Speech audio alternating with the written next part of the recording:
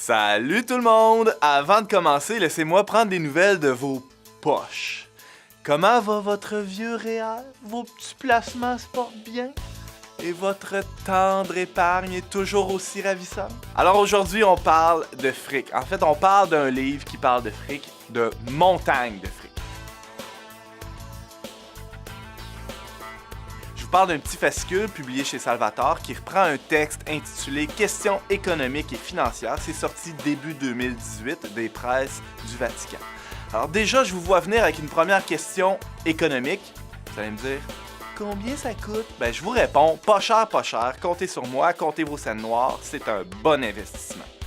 Pour les plus gratteux, là, vous pouvez noter que le texte est déjà disponible gratos sur le site web du Vatican. Le document est écrit conjointement par deux institutions, la Congrégation pour la doctrine de la foi et par le Dicaster pour le service du développement intégral. Bon, si la Congrégation pour la doctrine de la foi nous a habitués à ces documents sur l'économie du salut, ici elle nous parle plutôt d'un autre type d'économie. Frénésie des marchés boursiers, éthique fiscale des entreprises et des particuliers, transactions à haute fréquence, etc.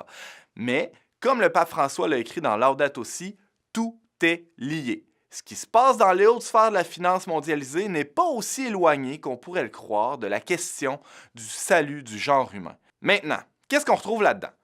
D'abord, le travail est un bien et non un moyen.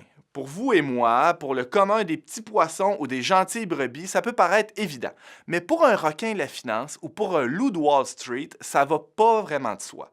Alors on pose d'emblée un principe qui devrait guider autant le banquier que le courtier et le petit épargnant. La finance doit être un service à l'économie réelle et ne jamais se l'assujettir. Quand une compagnie se lance en bourse, ça lui permet d'aller chercher des nouveaux capitaux pour poursuivre son développement. C'est une bonne chose, ça peut être une occasion d'embaucher des nouveaux employés, de mieux répondre aux besoins de la population qu'elle dessert, etc. Donc la financiarisation de cette compagnie-là n'est pas forcément à proscrire.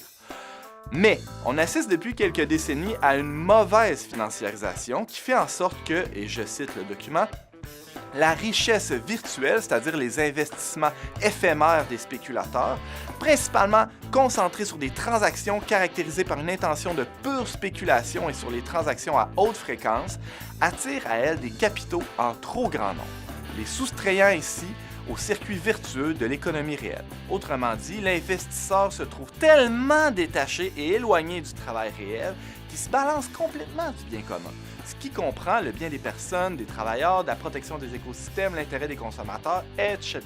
La production réelle de biens et de services en vue d'édifier la société, c'est-à-dire le travail des hommes et des femmes, se retrouve alors soumise, cette production-là réelle, elle se trouve soumise aux seuls critères de la rentabilité pour qui?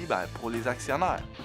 Les solutions proposées dans ce document-là, premièrement, c'est qu'il faut cesser de croire naïvement que les marchés peuvent se réguler d'eux-mêmes comme des grands. C'est pas vrai. Ensuite, il faut arrêter d'attendre des marchés qu'ils répartissent les ressources de manière éthique. C'est pas leur rôle, c'est pas leur compétence, puis ils n'ont jamais été capables de faire ça dans l'histoire. Enfin, les acteurs concernés et les pouvoirs politiques, on souhaite qu'ils puissent assumer pleinement leurs responsabilités en ce sens, donc en vue du bien commun. Aussi, parmi les autres idées déployées dans Questions économiques et financières, on lit un vibrant appel à une véritable justice fiscale. Évidemment, les placements extraterritoriaux, qu'on appelle placements offshore, ça nuit au développement des sociétés desquelles ils proviennent. En gros, on retient de Questions économiques et financières que l'Église catholique est très bien au fait des grands enjeux éthiques qui concernent le monde de la finance mondiale.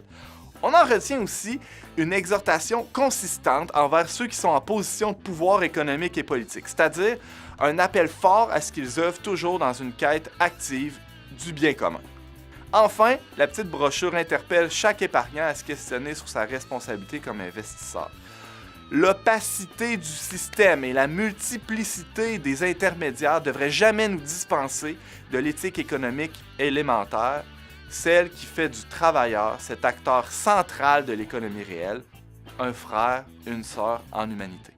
Un dernier bénéfice qui, à mon avis, est non négligeable, ça vous fera quelque chose de bon à lire dans la salle d'attente de votre conseiller financier.